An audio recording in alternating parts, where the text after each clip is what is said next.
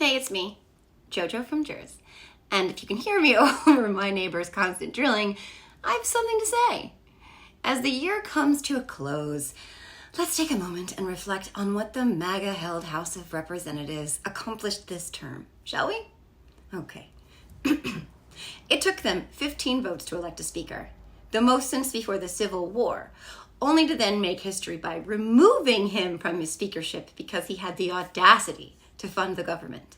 They then went 21 days without any speaker at all, which was the longest stretch since 1962. They held grudge censures, expelled one of their own, whittled their own majority down to essentially nothing, drove Kevin McCarthy into an early retirement, got into catfights, they threw kidney punches and called each other whores. With all the chaos, it's actually a marvel they were able to get anything signed into law. But they did get a measly 27 bills accomplished. The least since the Great Depression, by the way. They accomplished nothing on inflation like they ran on, nothing on the border, fentanyl, gas prices, or gas stoves for that matter.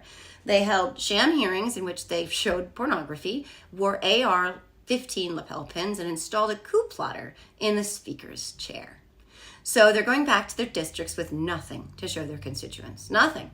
When Democrats had control of the House and Nancy Pelosi was Speaker, they passed and had signed into law the American Rescue Plan, the Bipartisan Infrastructure Bill, the first major gun safety bill in decades, the CHIPS and Science Act, the PACT Act, the Inflation Reduction Act, the Respect for Marriage Act, and the Electoral Count Reform Act.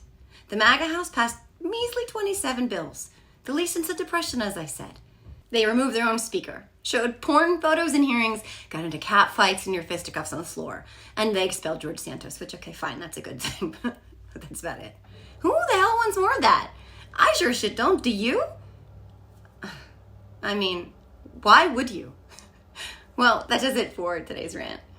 You can find more content from me on my Are You Effing Kidding Me Substack. See you all next time.